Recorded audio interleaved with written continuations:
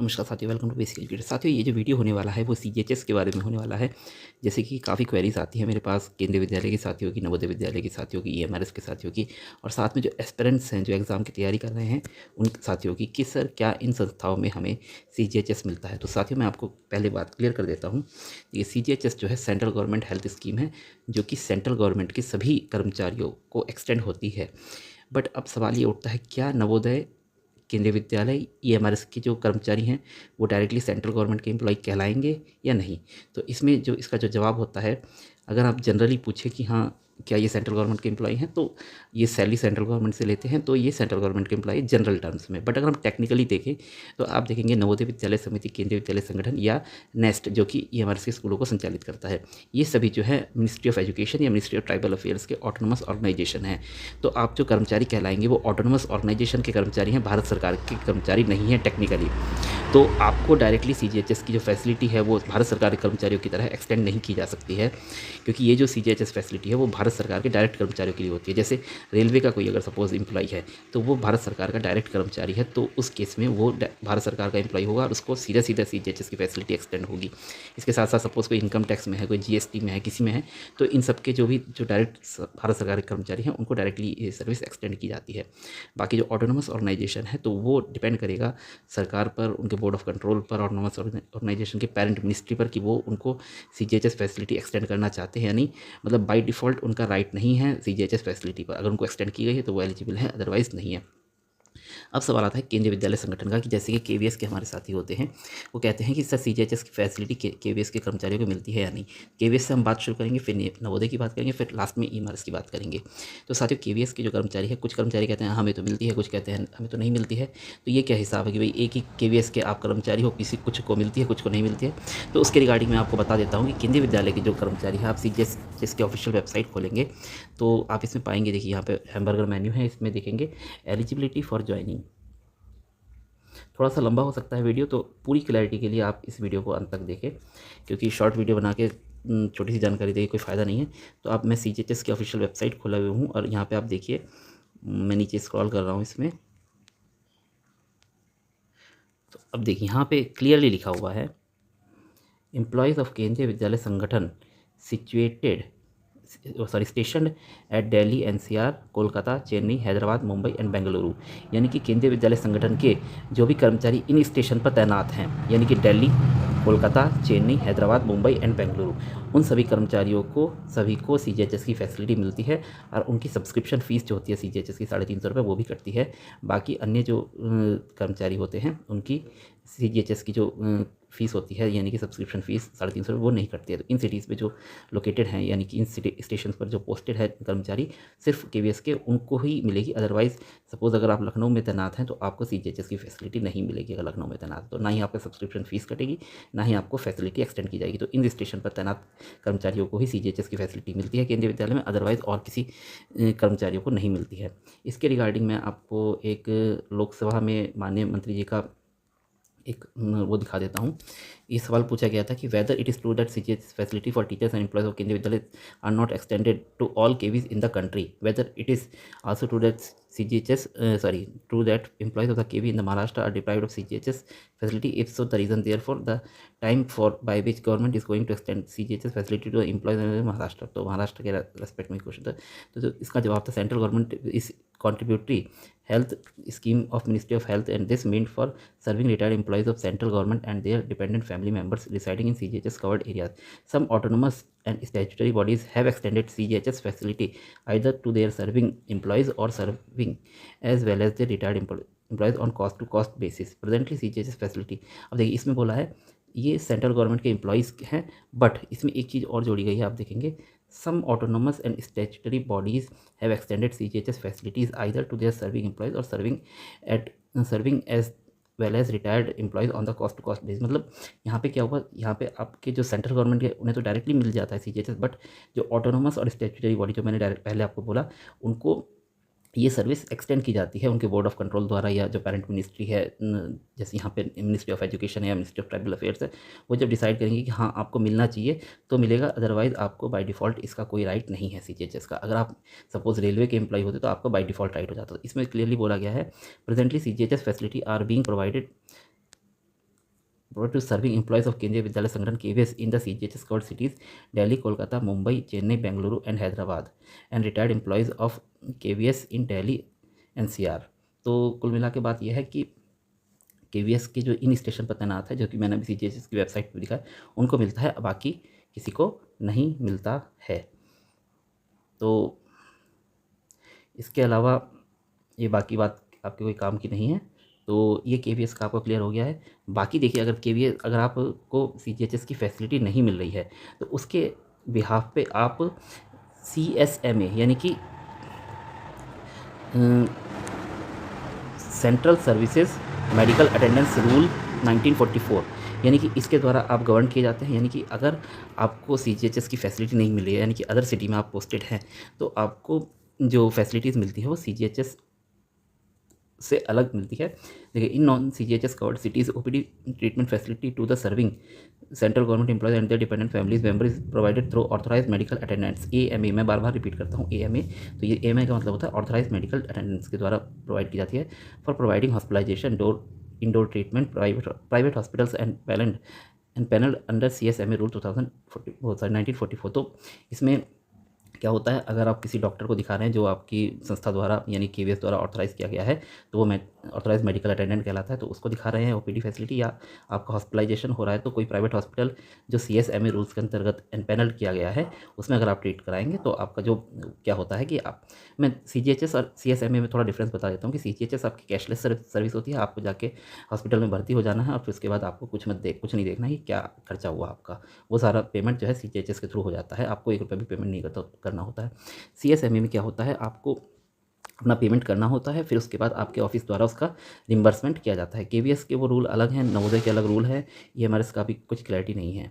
तो आपको क्या करना होगा कि आप इलाज कराएंगे AMA से या प्राइवेट हॉस्पिटल जो CSMA रूल्स के अंतर्गत एनपैनल्ड है, पैनल में है, तो उसमें इलाज कराएंगे। फिर उसके बाद आप अपना बिल लेके जाएंगे। बिल लेके जाने के बाद आपको उसका रिम्बर्समेंट एक निश्चित अमाउंट तक स्कूल लेवल पर हो सकता है, या उससे ज़्यादा होगा तो आपका वो बिल पेमेंट के लिए RO लेवल पर जाएगा और वहाँ पे जाकर आपका पेमेंट हो जाएगा। तो ये आपका केंद्रीय विद्यालय में हिसाब है।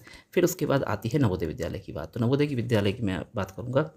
तो आपको केंद्रीय विद्यालय की आई होप क्लैरिटी मिल गई होगी, बट अगर नहीं मिली है तो आप कमेंट कर सकते हैं। अब बात करेंगे नवोदय विद्यालय की। तो नवोदय विद्यालय में आप देखेंगे कि अगर हम नवोदय विद्यालय की साइट खोलते हैं तो नवोदय विद्यालय समिति की ऑफिशियल वेबसाइट पर हम जाएंगे तो यहाँ पे देखेंगे आप list of CGHS and panel hospitals for NVS employees, यानी कि इसमें कुछ हॉस्पिटलों को एनपैनल किया जाता है NVS के एम्प्लॉयज़ के लिए। तो इसका मतलब ये नहीं है कतई कि आपको CGHS की फैसिलिटी मिलती है, नहीं। तो देखेंगे ये CGHS के एनपैनल्ड हॉस्पिटल है। इसमें होता क्या है कि इसमें कुछ प्राइवेट हॉस्पिटल्स को एनपैनल किया जाता है अंडर CSMA रूल के अंतर्गत।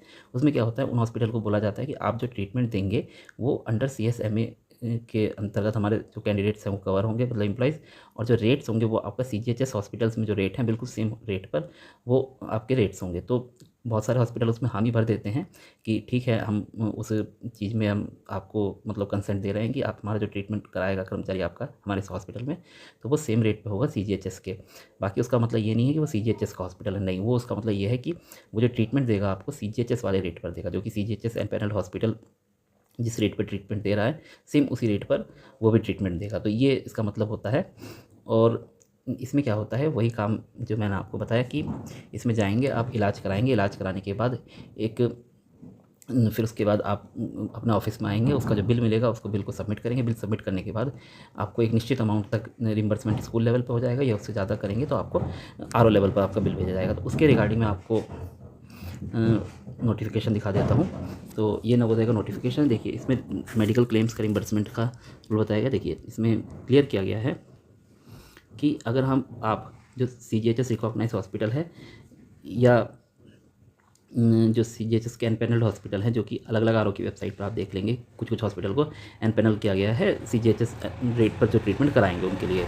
तो उसमें अगर आप इलाज कराते हैं तो प्रिंसिपल लेवल पे उनकी जो अथॉरिटी है सैंक्शन करने की 25,000 रुपये है, यानी कि आप उस इलाज को कराएंगे और 25,000 तक का अगर बिल है तो प्रिंसिपल आपके उसको सैंक्शन कर सकता है। अगर आप AMA से ट्रीटमेंट कराएंगे, यानी कि ऑथराइज मेडिकल अटेंडेंट से ट्रीटमेंट कराएंगे, तो 15,000 तक का, पहले ये रेट 5,000 हुआ करते थे, बट अब ये बढ़ा के CGHS एंड पैनल हॉस्पिटल जो कि NBS की वेबसाइट पर आप मिल जाएंगे, उन हॉस्पिटल्स में अगर आप इलाज कराएंगे तो 25,000, और अगर EMA यानी कि ऑथराइज मेडिकल अटेंडेंट से आप ट्रीटमेंट कराएंगे तो 15,000।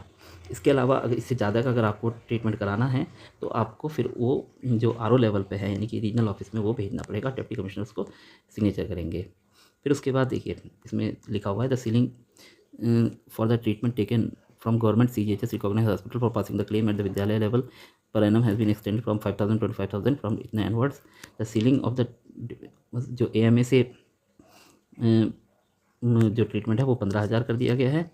अब यहाँ पे देखिए AMA का मैंने थोड़ा आपको कर देते हैं। तो AMA क्या है, क्या आप किसी भी प्राइवेट डॉक्टर से इलाज करके उसको AMA कह सकते हैं? नहीं। The proposal for appointment of the private medical practitioners, तो प्राइवेट जो मेडिकल प्रैक्टिशनर्स होते हैं उन्हें AMA के रूप में अपॉइंट किया जा सकता है। Should be appointed in accordance with the government of India decision notified under CSMA rules, and the proposal complete in all respect for appointment of AMAs in GNV level will be submitted to regional offices for approval, and after getting the approval the claim at the Vidyalaya level will be processed in accordance with the financial ceiling। अब फिर उसके बाद क्या होगा, पहले AMA का proposal लिया जाएगा। सपोज GNV लेवल पे होता है कि GNV कहीं पे भी आपका, सपोज ग्वालियर में आपका कोई GNV है, फिर वहाँ के आसपास के 2-3 डॉक्टरों से प्रपोजल लिया जाएगा कि आप AMA बनना चाहते हैं यानी ऑथराइज मेडिकल अटेंडेंट बनना चाहते हैं यानी हमारे GNV लेवल पे, वो देंगे। फिर वो डिप्टी कमिश्नर से उसका अप्रूवल मिल जाएगा RO लेवल से। फिर उसके बाद उस डॉक्टर से आप जाके ट्रीटमेंट करवाएंगे तो वो आपका AMA कहलाएगा, और AMA से आप 15,000 तक का ट्रीटमेंट ले सकते हैं जो कि विद्यालय लेवल पर अप्रूव किया जा सकता है, या उससे ज़्यादा का अगर आप ट्रीटमेंट लेंगे तो वो RO लेवल पर अप्रूव होगा। ट्रीटमेंट आप अनलिमिटेड ले सकते हैं, कितना भी उसकी कोई सीलिंग नहीं होती है। जितना आपका कॉस्ट होगा, मतलब 1,00,000 2,00,000 भी है तो भी आपका वो RO लेवल पे उसकी स्क्रूटनी होगी कि हाँ भाई इतना वो हुआ है या नहीं खर्चा, और फिर उसके बाद वो रिम्बर्स हो जाता है सभी।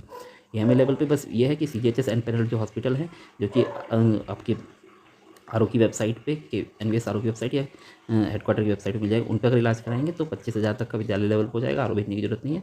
अगर AMA पे कराएंगे तो 15,000 तक का हो जाएगा, RO पे भेजने की जरूरत नहीं है। बाकी ट्रीटमेंट आप कितना ही करा सकते हैं, अनलिमिटेड 2,00,000 4,00,000 6,00,000 10,00,000, वो सारा उसकी कॉस्ट बेसिस पर ट्राई होगा, मतलब उसका ऑडिट होगा। फिर उसके बाद वो सही पाया जाता है तो सब रिम्बर्समेंट हो जाता है। फिर उसके बाद देखिए before getting the proposal of the appointment of the private medical regional office, फिर उसके बाद गाइडलाइन वगैरह इशू की जाएंगी, और ये बाकी के रूल्स आप पढ़ सकते हैं, मैं इनको शेयर कर दूंगा टेलीग्राम ग्रुप पर। तो ये हो गया, थोड़ी सी चीज़ें और मैं आपको क्लैरिटी दे देता हूँ। ये रहा, तो इसमें आप देखेंगे यहाँ पे एक 15 जुलाई 2024 को एक ऑफिस मेमोरेंडम जारी किया गया था। उसके रिगार्डिंग देखिए, ये मेमोरेंडम जारी तो किया गया 15 जुलाई 2014 में, बट नवोदय में इसको जो मतलब लागू किया गया वो 2021 में लागू किया गया। तो यानी कि सेंट्रल गवर्नमेंट के जो सभी रूल्स होते हैं जो कि सेंट्रल गवर्नमेंट में सब में डायरेक्टली लागू होते हैं, तो कोई ज़रूरी नहीं है कि ऑटोनमस ऑर्गेनाइजेशन में वो डायरेक्टली लागू किए जाएंगे, नहीं। उसको ऑटोनमस ऑर्गेनाइजेशन द्वारा एक्सटेंड करना होगा अपने एम्प्लॉइज़ को, तब जाके वो लागू होते हैं। वो हाथों हाथ मतलब तुरंत बाई डिफ़ॉल्ट लागू नहीं होते हैं। देखिए ये एग्जाम्पल है कि 2014 का रूल है, 2021 में जाके वो नवोदय में लागू हुआ है, तो लगभग 7 साल का समय लगा। जो रूल सेंट्रल गवर्नमेंट की दूसरी सर्विसेज में 2014 में आ गया था, वही तो नवोदय में 2021 में आया। इसमें मैं थोड़ा सा AMA के बारे में बता देता हूँ। देखिए इसमें क्या होता है कि अगर आप इस लेटर को आप पढ़ लीजिएगा क्योंकि ज़्यादा लंबा हो जाएगा। इसमें क्या होता है कि जो CGHS की फैसिलिटी लेते हैं, CGHS के अंतर्गत इलाज कराते हैं, तो उन्हें इसेंशियलिटी सर्टिफिकेट देने की जरूरत नहीं होती। The requirement of essentiality certificate in respect of CGHS beneficiaries was also done away with, यानी कि वो खत्म कर दी गई थी। यानी कि इसेंशियलिटी सर्टिफिकेट की जरूरत नहीं थी। उसके बारे में अभी बता दूंगा इसेंशियलिटी सर्टिफिकेट क्या होता है। बट जो लोग CGHS में कवर नहीं हो रहे हैं, यानी कि CSMA में कवर हो रहे हैं, उनको अभी भी इसेंशियलिटी सर्टिफिकेट्स देने पड़ते थे। तो उसको धीरे धीरे वो क्या किया गया है, ख़त्म किया गया है, इसको कंसिडर में लिया गया। This matter has been examined in consultation with GHS and it has been decided the revised guidelines for the reimbursement of the competent authority to issue CSMA on the similar pattern as CGHS as per the following। इसमें क्या बताया गया है कि अब ये decide किया गया है कि procedures for verification of the will and the issue of the essentiality certificate by the treating doctor and the medical superintendent of the hospital decided to do away with मतलब जो भी ट्रीटिंग हॉस्पिटल है यानी कि medical superintendent से जो hospital से लेना पड़ता था हमें एसेंशियलिटी सर्टिफिकेट, उसको खत्म कर दिया जाता है। मिनिस्ट्री अथॉरिटीज़ कंसर्न में verify and check the authenticity of the claim of the basis the basis of the prescription slip and the diagnostic report submitted by the government servant. In the event of any doubt, the concerned ministry authority can always get verification done from the hospital concerned। यानी कि ये बोला है कि हमें अब hospital के medical superintendent से कोई एसेंशियलिटी सर्टिफिकेट देने की ज़रूरत नहीं है नवोदय के एम्प्लॉइज़ को। सेंट्रल गवर्नमेंट के लिए 2014 में लागू हुआ था, कि नवोदय के एम्प्लॉइज़ के लिए 2021 में आया। उनको कोई ज़रूरत नहीं है। अगर किसी को कोई डाउट होता है तो हॉस्पिटल लेवल पर उसको क्रॉस चेक किया जा सकता है। फिर उसके बाद ये चीज़ बोली गई है इसमें, it is also clarified that the essentiality certificate counter signature of the treating doctor in hospital would not be henceforth be necessary. यानी कि अगर आप हॉस्पिटल में जाके इलाज करा रहे हैं, सपोज़ इलाज किसी हॉस्पिटल में हो रहा है, आप मतलब हॉस्पिटल में भर्ती हैं, तो उसमें कोई ज़रूरत नहीं है, हॉस्पिटल का जो बिल है वही काम कर जाएगा।